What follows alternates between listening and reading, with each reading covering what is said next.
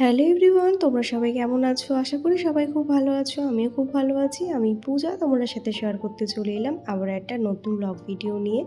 তো আগের দিনে তোমাদের বলেইছিলাম মাম্মামের বার্থডের দিন পড়েছিল আমাদের একটা অন্নপ্রাশনের ইনভাইট। তো মাম্মামের বার্থডে সেলিব্রেশনে সেরে কিন্তু আমি রেডি হয়ে নিয়েছিলাম, আর আমাকে রেডি হতে হেল্প করেছিল আমার মিষ্টি ননদিনী। যাই হোক, তারপরে দেখো এখন আমি, তোমাদের দাদাভাই আর আমার দেওর মিলে কিন্তু বেরিয়ে পড়লাম। আর নেমন্তন্নটা ছিল আমাদের একদমই লোকালের মধ্যে, মানে কাছাকাছি ডিস্টেন্সটা দেখতেই পাচ্ছ।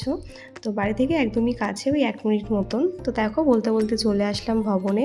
তো ভবনে আস্তে আস্তে আমাদের বেজে গেছিলো ওই 9:30 10টা মতো। চেষ্টা করেছিলাম তার আগে আসার, তবে একটা অনুষ্ঠান সেরে একটা নেমন্তন্ন বাড়ি অ্যাটেন্ড করাটা খুব চাপের হয়ে যায়। তো ভেবেছিলাম আসতেই পারবো না, তবে দিদি আর দাদা মিলে এত রিকোয়েস্ট করেছিল যে তাদের কথা আর ফেলতে পারিনি। যাই হোক, দেখো মামাম যেভাবে ছিল ওকে সেভাবেই নিয়ে এসেছি, কারণ প্রচণ্ড গরম। তাই এই হালকা জামাটাতে পরেই কিন্তু ভীষণ কমফোর্টেবল ফিল করছিল, তাই কিন্তু সেটা পরেই ওকে নিয়ে আসলাম। আর এটা ছিল আজকে আমার ফুল ওভার লুক। তো আমাকে আজকে এই লুকে কেমন লাগছে অবশ্যই জানিও। তারপরে কিন্তু গুটি গুটি পায়ে এখন চলে যাচ্ছি ওপরে, ভবনটার ওপরে প্রোগ্রামটা হচ্ছিল। তো এসেই কিন্তু দেখা হয়ে গেছিলো মমিতাদির সাথে। তো দিদির রিকোয়েস্টে কিন্তু ফাইনালি আমি এসেছি। তাই দেখো দিদি তো খুব খুশি হয়ে গেছে। তো এসে একটা গিফটও দিয়ে দিলাম। আর গিফটটা তোমার সাথে শেয়ার করা হলো না, কী নিয়ে এসেছিলাম।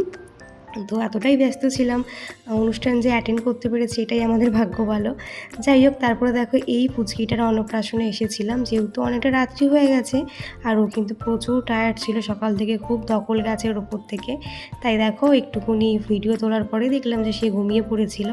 তারপরে এখানে আমি, তোমার দাদাভাই আর আমার দেওয়ার মিলে একটু ফটো তুললাম। তারপরে দেখো স্টার্টারে ছিল ভেজ বল, ফিশ বল, এখানে ছিল জুস, ফ্রাইডে ছিল কফি। যেহেতু আমরা অনেকটাই লেটে এসেছি তাই আমরা কিন্তু সেরকম একটা কিছু খাইনি, তবে মাম্মাম বায়না করছিল পকোড়া খাবে, তাই ওকে একটু ফিশ বল খাইয়েছিলাম।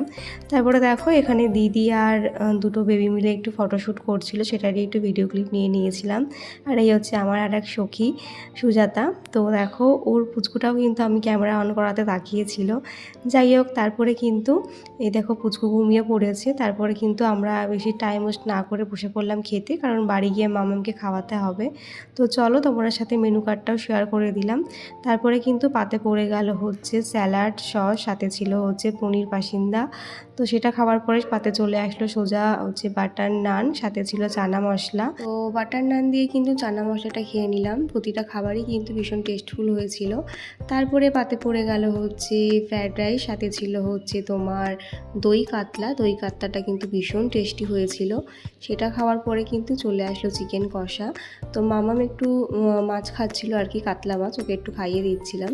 তারপরে পড়ে গেল পাতে চিকেন কষা, শেষ পাতে ছিল চাটনি, পাঁপড়, 2 রকম মিষ্টি। রসগোল্লাটা আমি নিইনি, তবে লাস্টে ক্রিম চপটা আমি নিয়েছিলাম। ক্রিম চপটা আমার ভীষণ ফেভারিট।